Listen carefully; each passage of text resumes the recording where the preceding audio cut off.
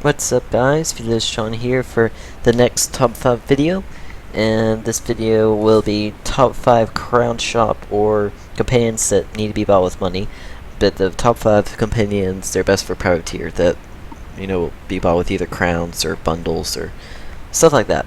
And of course, their only restriction is that it's only one companion per pack.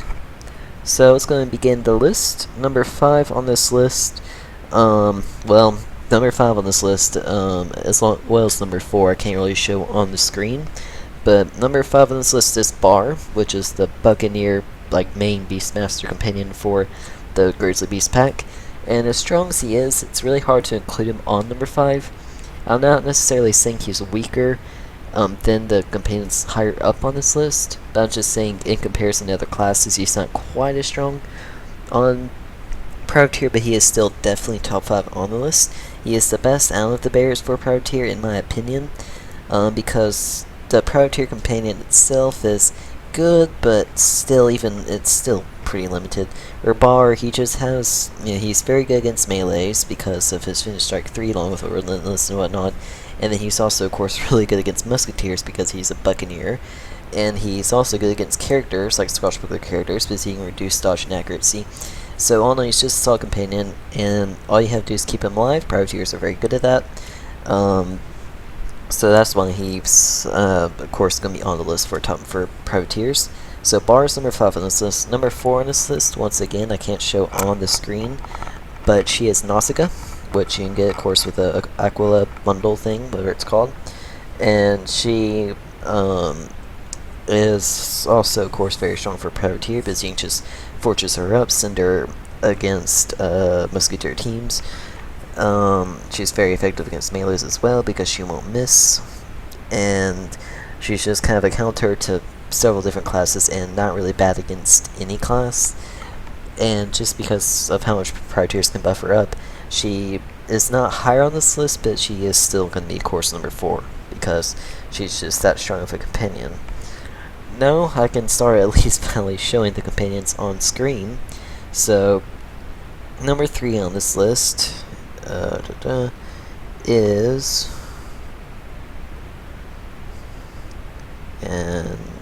there we go. Is Garando. Garando, is a very good companion on privateers because he has range, his charge, which can reach is very good against witch doctors or musketeers, because he can reach from a long distance, and also can reduce the accuracy against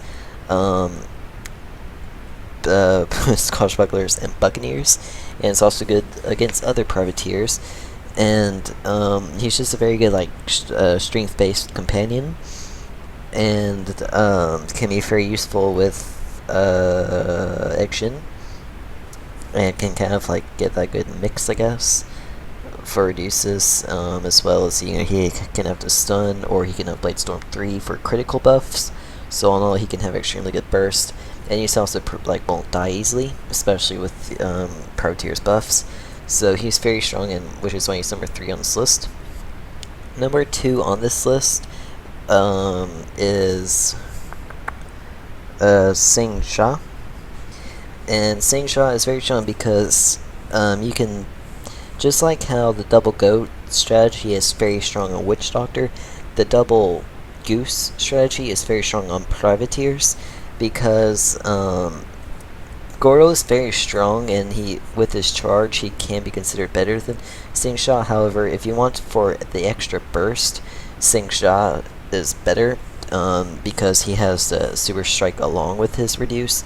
And I think just after Gorando and Sing Sha use all of their powers, I think Sing Sha just kind of has better stats than Gorando to kind of keep attacking, whether you want to give him second chance or not, whether you want to give him Blade Storm 3. But also, it just kind of seems like he has usually slightly better accuracy, plus he has the option of second chance, which can be very helpful.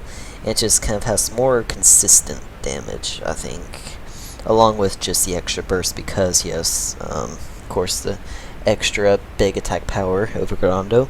So if you want extra burst, he's very good for that. And then just using Sing Sha along with Action's 2 supers on someone and then have double reduce for the rest of the team. It's just so strong. It really is. Like, it can give you just an overall damage advantage against just about any other team. The only one that might have more damage is just a double goat team with double hidden strike. That's pretty much it. So he's getting a single shot on privateer can be very good. If you want to do the double goose strategy. But of course, if you don't want to, then there's just no point in buying him because you'll just have action. So only buy him if you want to use both of them. So he's number 2 on this list. Number 1 on this list is a companion that recently got to my attention, and I definitely see why he kind of should be number 1 on this list. If I can find him. Oh, here he is. Exeter. I don't think I pronounced that right. Exeter, however you want to call him, whatever. He is, of course, very powerful because you can go the double. What is he again?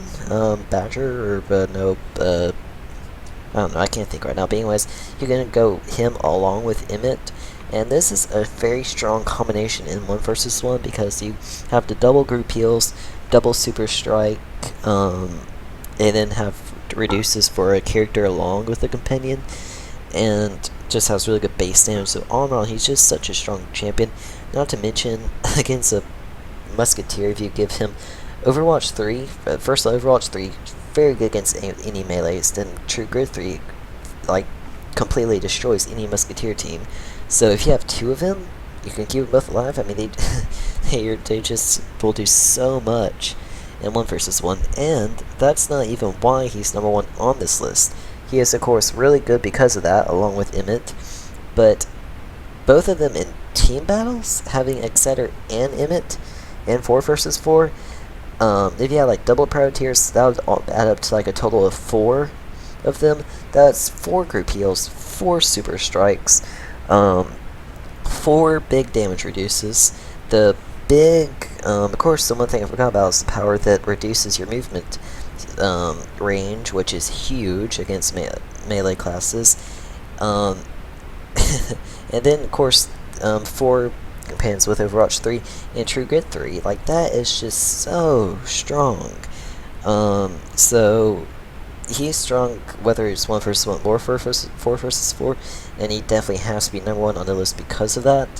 However, if you're not going to use both of them, then there's no point buying him, of course, because you always have Emmett. So only buy him if you plan on using Emmett and Exeter on the same team.